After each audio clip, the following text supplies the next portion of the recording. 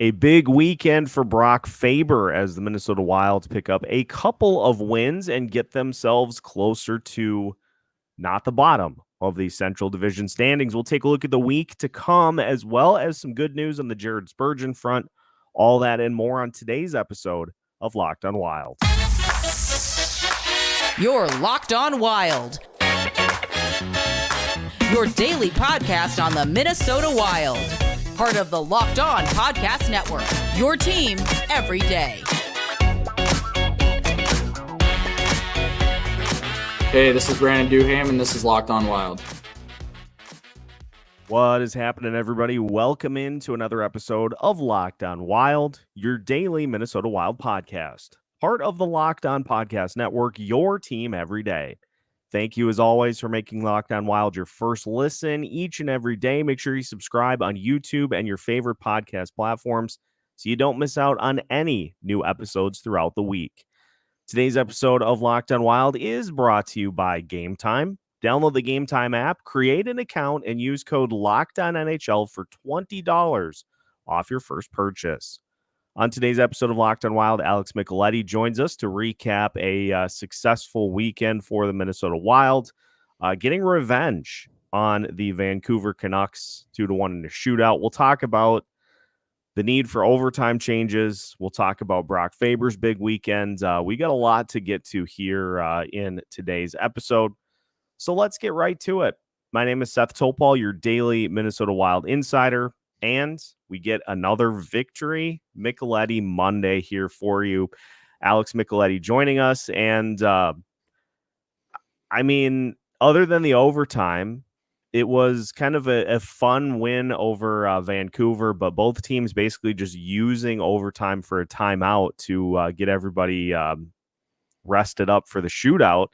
But a Vancouver team that's really good. And so the fact that the Wild beat them is a great way to kick off what was kind of another weird Minnesota sports weekend. Yeah, you're trying to put yourself in the upper echelon of teams, and beating a hot Vancouver team like they did was huge. Just for the vibes, and at home again with the victory, so that is huge, and you can't make it up. We were talking about it off air. Just the teams above the Wild continue to win, and teams are pulling upsets. You take a look at that Calgary team beat Tampa Bay with Vasilevsky in net there, and yeah, it was something else. And you have the Predators continuing to win, and Arizona too. It's like, what is going on? And Winnipeg beating Colorado last night, or the previous night too. So it's going to be a battle, and you have to just keep pushing and keep stacking the wins, and hope at some point that these teams start to falter, kind of like where the Wild were at the beginning. Yeah, you hope that the teams will have that type of a stretch where they go. 5-14 would be great over a 20-game stretch, 19-game stretch. But yeah, 7-2 under John Hines, and it feels like the Wild have gained precisely zero ground in the standings because just everybody keeps winning. And we'll talk about Brock Faber's big weekend here in a little bit, but we got to do something about overtime, because you're basically just playing keep away. Yeah. When you have the puck in the extra session. I think the Wild have even a shot attempt in overtime? Vancouver maybe had one. You got to do something so that teams aren't just afraid to turn the puck over, and it turns into basically just like. Well, even before overtime too, teams are just playing for the point, a lot of the times too, which is so frustrating, because then it turns into those 3-point games. That's the scoring, has to change for the NHL too. The loser point just frustrates the heck out of me too. Yeah, it leads you to believe that 12-12-4 is 500 when it's not. No. And I don't know. I threw it out there, and I don't think this is anywhere close to the right answer. But I said, give each team a power play after regulation is done. You can start with the road team, maybe, since they're, one of the few benefits that they get, or you start with the home team. And if they score, they win. If you kill off the penalty, then you get one. And if you score, you win. And if not, I guess you go to the shootout. But like, they have to do something, whether it be making continuous overtime, to the 10. Yeah. 10 they got to do something, because this is just like Michael Russo said it after the game. He said one of the worst overtimes in NHL history. It's like, he's not wrong. Right. And Vancouver just they knew they had a back-to-back too, so they weren't trying to use all their energy, and it was not. I'm sure for the fans in attendance, it was they would rather just, we don't even need to do this right now. No. Like, let's just get to the reason that everybody showed up today, which is a shootout, which is also a statement that no one has ever said in the history of the NHL. Let's just get to the shootout. And it's funny too, because it's like the Wave at games too. Alexis, if you're listening, we stand for the Wave here on Locked on Wild. I know I saw the Wave getting ripped quite a bit over the weekend, but we stand for the Wave. At least I do. So, some of the other things that you can take away from the Vancouver game: Philip Gustafson's fully back. Like, he's on the same level he was at his best last season, and he just, for whatever reason, just didn't quite get off to the best of starts this year. But his last, I don't think that's Dean's fault either, too, for people saying that, because Dean had him last year. It's just playing with some confidence, and the defense is, I think just these guys felt embarrassed that their head coach got fired, and so they knew they had to step up their games. And you're seeing what Matt Boldy's doing, and Zuccarello is just he's doing a Kirby Puckett hop on my back, and that was an incredible shot again in the shootout, and got valuable points because of him.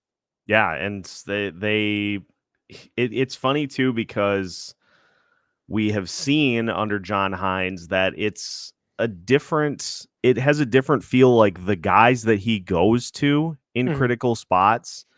Whereas with Dean, any instance in which there's a critical moment, it felt like Freddie Gaudreau was getting put into all of those spots. Right. Now, like, the Freddie Everson joke. Eriksson Ek is he's the Swiss Army knife. He's the utility knife for John Hines, but we're seeing all these different players: Marco Rossi, Matt Boldy. They're all getting those critical minutes in crunch time. And I guess it's just refreshing for me to Faber see up there in overtime too, which is awesome as a rookie to put that much pressure, especially in 3-on-3. You're the lone defenseman back there, and so you're quarterbacking essentially. It looks, with the amount of space out there, it's almost a like power play type situation, and so there's nobody. The only person behind you is Gus or Fleury, and that's a lot of pressure for a guy that young into his career, and he doesn't look out of place at all.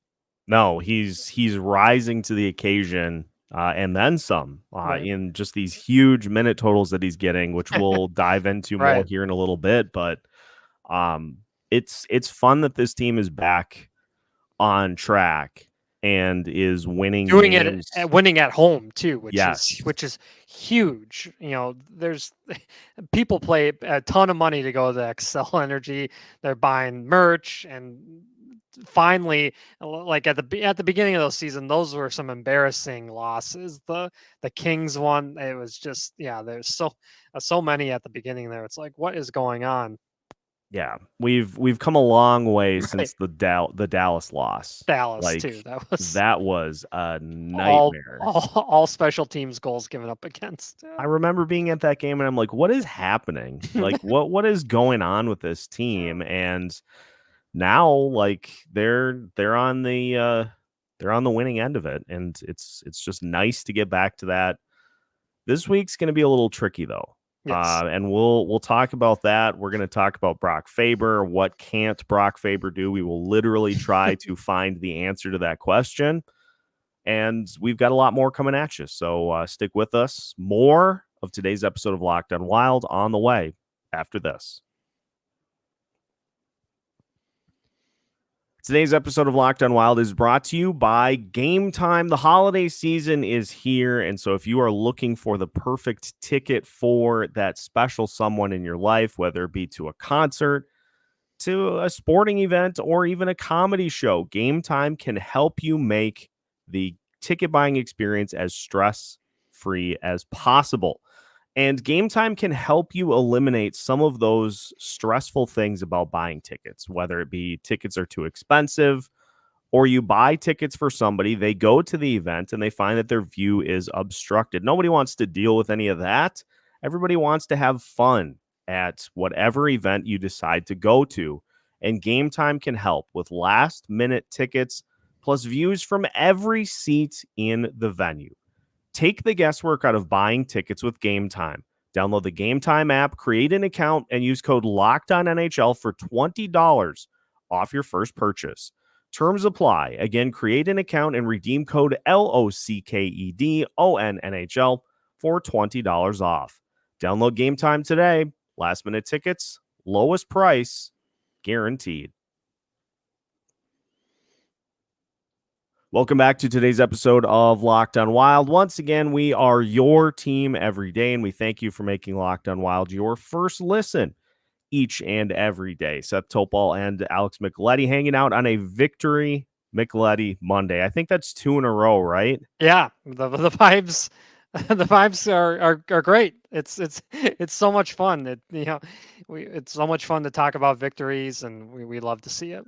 Yeah, not screaming into a microphone after the 15th loss for the exact same reason. And some better news to accompany winning is that Jared Spurgeon is going to head on the road with the Wild. Now, when exactly he slots back into the lineup remains to be seen, but the fact that he is traveling with the team is encouraging, because I know 10 minutes of ice time that could be freed up immediately the moment that he is ready to slot in. And we've seen in Spurgeon's absence, we've seen the likes of Brock Faber play literally half of the game. He played 30 minutes or more in the previous 2 games.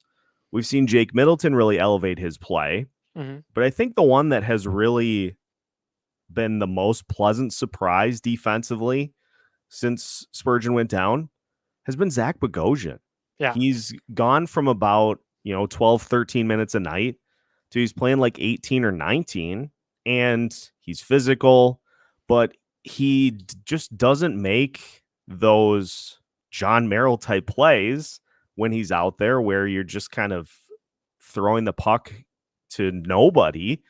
Merrill had another one of those in the game against Vancouver where he had the puck on the wall and he just kind of tips it behind him and there's literally nobody there. Like, it just goes right to a Vancouver player in the defensive zone, and I nearly cracked a tooth. I clenched my jaw so much at seeing that type of thing. And so Bogosian's been a huge, huge part of the reason that this defense has been able to weather the loss of both Jared Spurgeon and Jonas Brodin. That's why Bill Guerin, acquired Zach. Is he's won a cup. He's been through the battles, and remember, it's crazy to think he was the 3rd overall pick in his draft too, which it was a long time ago, but he has that pedigree, and so those are the type of defensemen too that every team is looking for in the playoffs. You take a look at Florida, Radko Gudas. He was a gigantic part of them in their defense, getting them to the Stanley Cup. They're rugged type defensemen. They're pain in the butt to play against. They play hard. They're not afraid to go up against anybody on the ice and be physical. And you win with those type of guys, as long as his skating is there and then he's going to stay in the lineup for sure. Yeah. Another great example, a guy that the Wild played against with the Canucks, Ian Cole. Yes. He's just another one of those guys. Luke Shen, those type of guys. You do not want to get hit by them because you feel it. And then they're intimidating in the playoffs for sure. Yeah. And so credit. I mean, I know when Bogosian was acquired, the analytical side was kind of like, what are we doing here? And don't get me wrong, analytics is gigantic. It's every sport you're seeing it continue to grow. It's not everything though. There is an eye test still. If there wouldn't be a need for scouts if it was just all analytical. Correct. That's what people have to remember is why even have scouts then? So yeah, people are watching these players. It's important, and it can be used to, predict particular outcomes. But when we get to the point where we're just relying solely on, well, this is what the computer says. Look how well that did for the Twins in the playoffs. So, if you're, it's wrong decisions like that going just based off computer, it doesn't always work. Not great. Well, I'm wearing the glasses today to pay homage to one of he's the best defenseman on the team. Like, I'm gonna just say it. I'm gonna just put it out there. Brock Faber, who had 30 minutes or more in the last two games. He played 31 minutes against Vancouver. And Alex, I pose this question to you. Is there anything that Brock Faber can't do? I mean, look at what he's done the last couple of games. Quarterbacking the top unit on the power play. He's anchoring the D pairings, top minutes. He's playing 30 minutes a night. He's playing on the penalty kill. He's playing on the power play. He's playing in overtime. It's pretty clear that John Hines, there's no situation in which he is fearful that Brock Faber is going to fail, because he just has put him in every possible situation since he took over. And not that Dean wasn't, but it just seems like there's nothing that Brock Faber can't do. Let's go back. He has his season end with Minnesota in the national championship game, just devastating.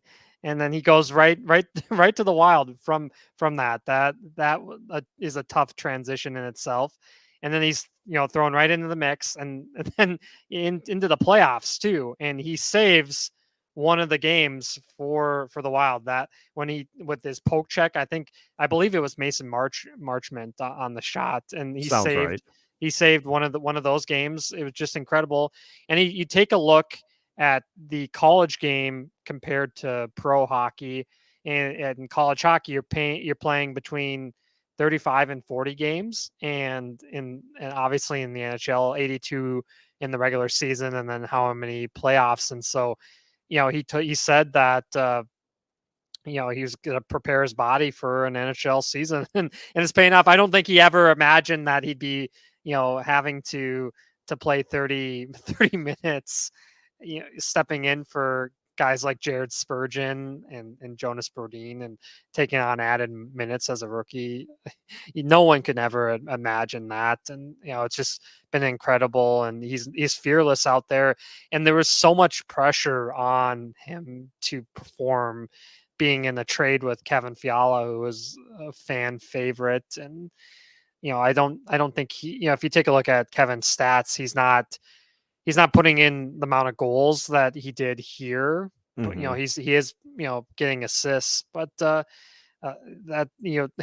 fans want that same production that that Brock has here. He's not a total offensive defenseman, but he brings the full package of just a well-rounded player, and hard to play against, and a minute cruncher, obviously, and not afraid to go up against anybody on the ice.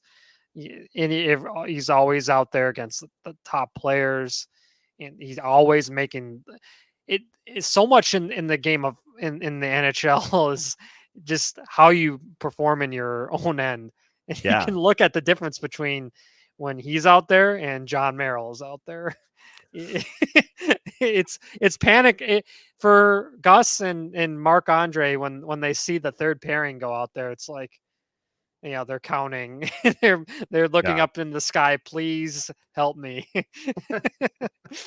It's the JT Real Muto gif of when the Phillies pitchers. I quote this gif more than any other I've ever seen, but it's so perfect. Like the Phillies pitcher is coming out from the bullpen, and Real Muto is just like.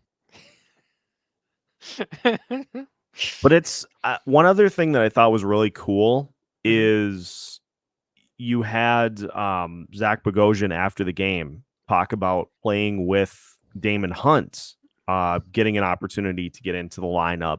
Now, we would have all liked to have seen Dakota Mermis get back in as well. Yeah. That didn't happen, but I thought it was really cool. Some of those quotes, I think it was in Russo's write-up for The Athletic after the game, talking about how he was really excited to get an opportunity to play with Damon Hunt and see what he was able to do as being kind of that veteran defenseman with that Hunt could play with. And I think that kind of is one of the parts of this that gets lost a little bit too, is that, veteran defenseman that has seen a lot, has been through a lot, and you got a guy who is a pretty well-regarded prospect in Damon Hunt that is getting a chance to learn from him. And I thought that was kind of a fun little side piece of what we saw in the game on Saturday, and also the fact that Damon Hunt got penalty kill time over Alex Goligoski and John Merrill. Yeah, I loved that. I want to see more of that. Yeah, it's huge, and a credit to the Iowa Wild coaching staff and Brad Bombardier, the player development, and getting those guys ready to play in the NHL from transitioning from the American League to the NHL, and there's a couple more on the way, and and then guys in college too, and Jack Pert. I know college hockey fans are they've seen him at St. Cloud, and they're pumped for him. But Damon Hunt, every time that he's played with the Wild, he doesn't look out of place, and Dakota Mermis too. He doesn't look out of place, and they're playing a lot better than guys that have been in the NHL for a long time. So that's it's an interesting dynamic for sure. John Merrill played 10 minutes and 6 seconds, and literally that's stuff you can't get away with in the playoffs too. And because are you really? It's a different, as we know, it's a different game, and the coaching, the scouting goes even deeper when it's so much harder to score too. Are you really better served by playing him 10 minutes than Dakota Mermis? Are you really better served in getting those 10 quality minutes in, as opposed to going with literally anyone else? Honestly, do you try 13-5? Do you try, we talk about the 11-7 lineup. Do you try 13-5? I don't think you can ever do that. It's that would be crazy. That would be crazy. I'm just trying to get the comment section riled up. Right. And I mean, we talked about it in the postcast. Like, get Mermis in there, please. I'm begging you, especially because of who you're going to play this week, which is a perfect segue to looking at what we have on the weekly schedule, including big one, a return for Mr. Marc-Andre Fleury to Pittsburgh. So we'll talk about all that as we finish today's episode of Locked On Wild after this. Today's episode of Locked On Wild is also brought to you by FanDuel. As the weather gets colder, although if you live in Minnesota, it hasn't, which is great, you can get some great NFL offers from FanDuel. Right now, new customers get $150 in bonus bets with any winning $5 moneyline bet. That's $150 if your team wins. If you've been thinking about joining FanDuel, there is no better time to get in on the action. The app is incredibly easy to use with a wide range of betting options, including spreads, player props, over-unders, and more. And while we're on the topic, the Minnesota Wilds taking on the Pittsburgh Penguins later tonight. The Wild check in at plus 102 on the money line and plus 150 for Kirill Kaprizov. Anytime goal. He hasn't scored since the 5th. Maybe it's time for another goal. Or maybe Matt Boldy just has a hat trick against the Penguins. I guess we'll wait and see. But whichever way you choose, make sure that you're choosing FanDuel. And head to FanDuel.com/lockedon to kick off the NFL season. FanDuel, official partner of the NFL.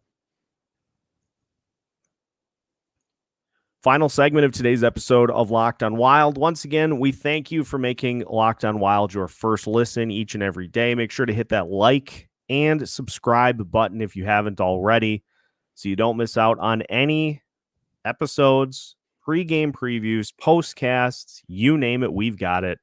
And you can follow all of the action and get in on the daily conversation by subscribing to Locked on Wild. Alex, let's take a look at the schedule for this week because it's kind of a doozy. You've got the Pittsburgh Penguins to start the week tonight. Then you go to Boston tomorrow night. Then you get an opportunity to take on the Montreal Canadiens, who, guess what? They're not any better than they were the last time the Wild played them.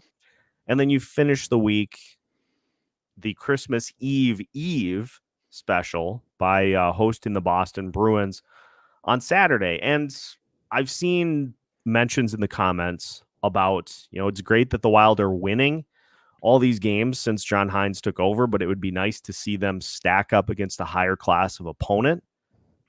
Here you go. Yes. You get that here with, I would say, 3 of these 4 games, because I know Pittsburgh is kind of down. They're very mediocre this year.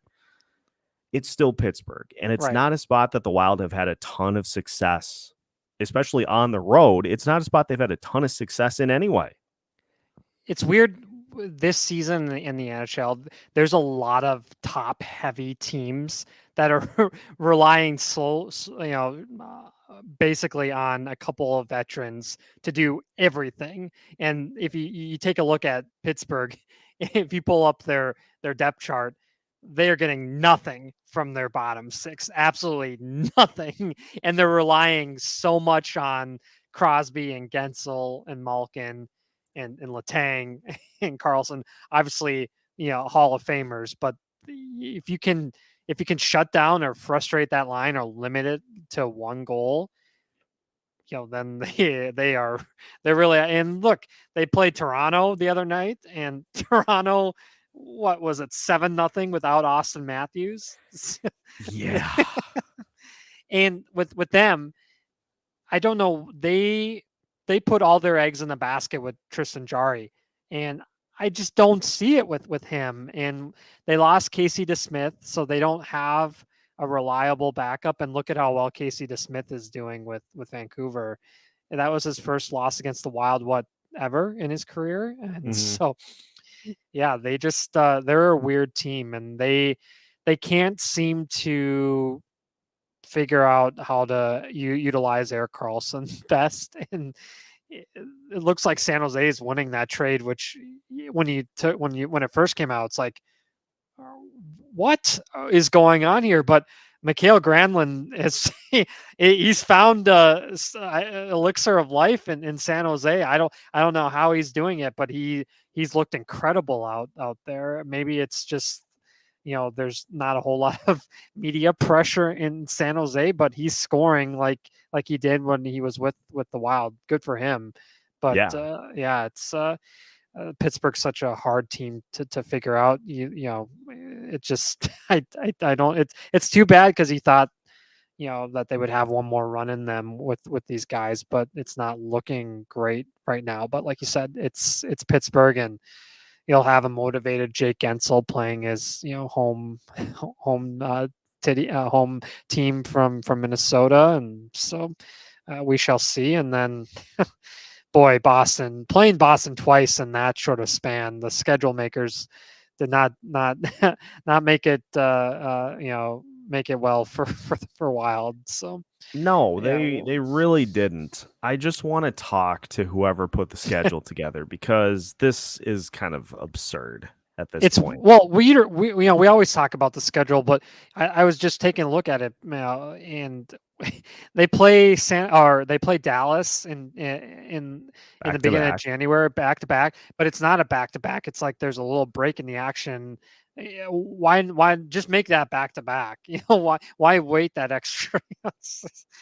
It's crazy. And that Montreal game earlier this season, we always joke about it, but that was just the weirdest game to have two shorthanded goals on the same power play. Yeah. It was like, what are we doing here? And that's another team.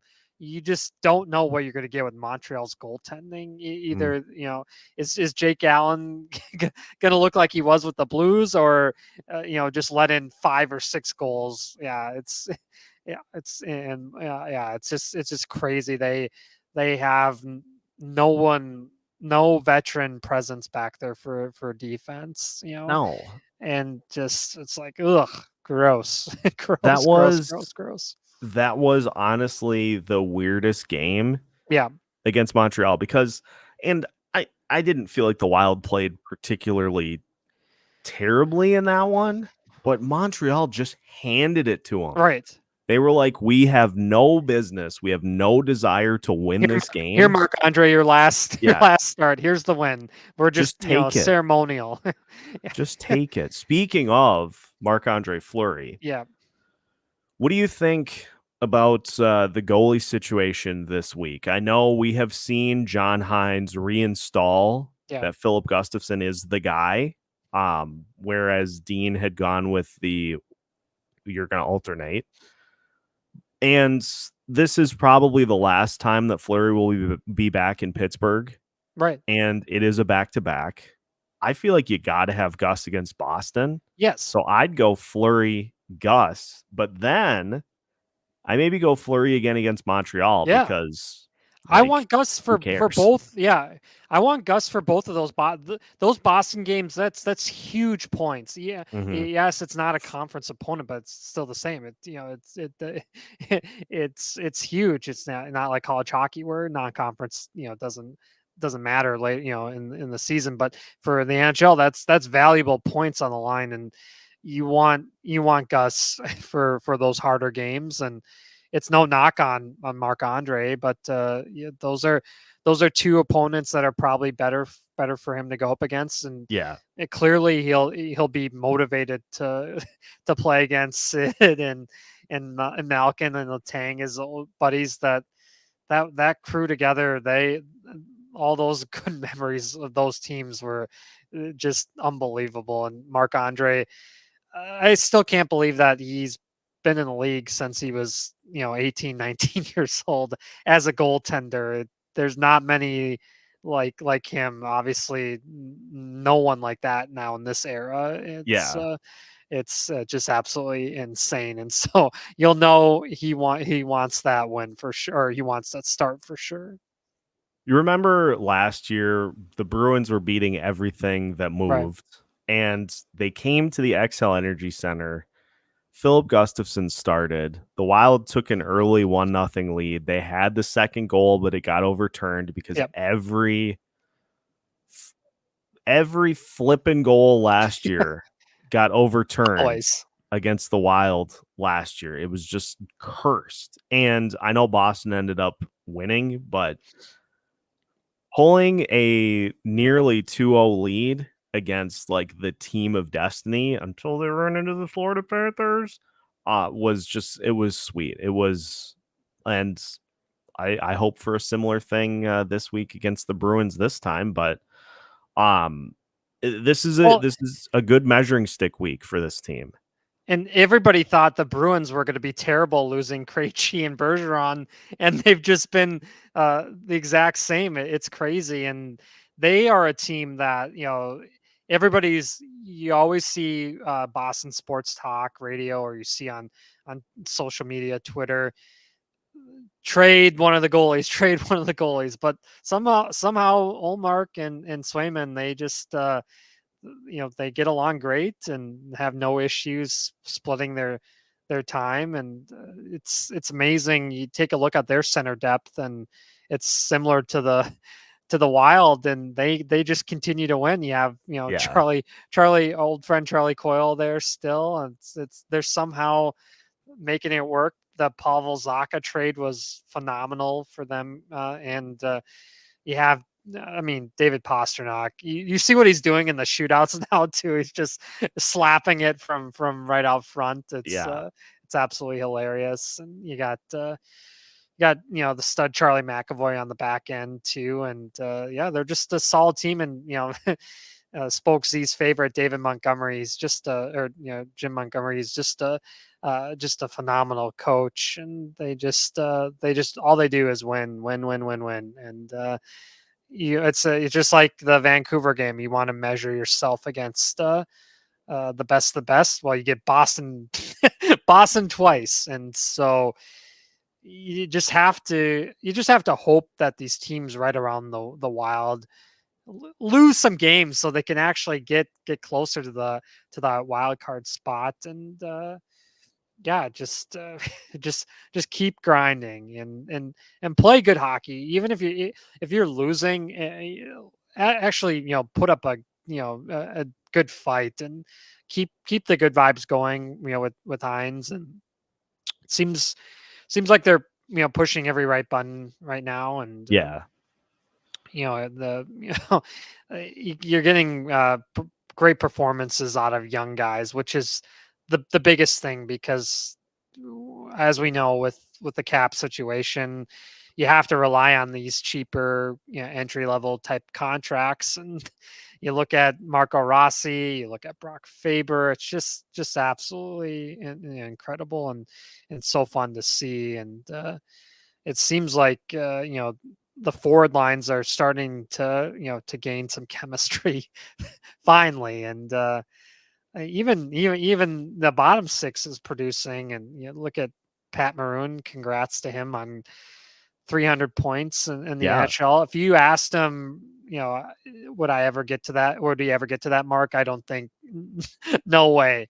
If I'm sure you do this all the time too, but I love going on Hockey DB and just seeing the journey some of these guys get to the NHL and all the minor league teams, and Pat Maroon wasn't drafted, and 300 points. It's it's really awesome to see where some of these guys go, and all the junior teams that they play on. It's so much fun. Montreal has 6 wins in regulation so far this season. Lord have mercy. And that's that's another debate too with that we'll always talk about. They're forever linked together is the Matt Boldy, Cole Caulfield, and Pat Maroon was drafted, but just all the journey that he got to in his junior days.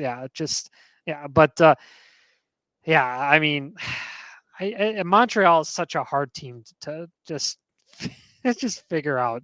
Are you tanking? Are you just stuck in purgatory? I don't get it. And the contracts that they hand out, it's like what is going on here? Yeah. And those are games that that you have to continue to to pile up the points on, because even though it doesn't seem like they are going to continue to win, Nashville and Arizona are doing it. It's like, what is going on? Yeah, if you're going to pull back into this, you have to win the games you're supposed to win. Right. And you have to start stealing some of the games that you're not expected to win. Vancouver. Yep. One of these games against Boston. Yep. And honestly, at this point, if you can get a point if you're going to play that system, if you can get a point in either of those Boston games, that's a home run. Yes, mission accomplished. Yeah, but then it's especially like, in a 4-game slate of a week. Yeah, that's with the travel. Yes, my points, even one, we'll take it for this week. yeah, get the games against Pittsburgh and Montreal, Yep. and fight like crazy to get it to overtime against Boston. Yeah, if go from there. If the rest of the conference is getting upset wins like Calgary and the Predators and Arizona, I mean Arizona, they beat Buffalo, who beat Vegas the previous night, and both teams are back to back. Yeah, in Arizona is shutting out teams. It's that Mullet Arena. It must be the new. People are saying Vegas hangover. It might be the Scottsdale hangover for teams. It's a tempting place to go out at night into Old Town, and then you get into the smaller arena in Mullet, and crazy things happen. Crazy things do happen when you have a collegiate arena involved, but we'll see how the week goes. We'll have you covered all week long, so make sure to follow along with Locked On Wild so you don't miss out on any Wild news or notes as the week unfolds. So make sure to subscribe on YouTube, on your favorite podcast platforms, and on social media so you don't miss out on anything that we've got for you throughout the week. We've got new episodes every Monday through Friday as part of the Locked On Podcast Network.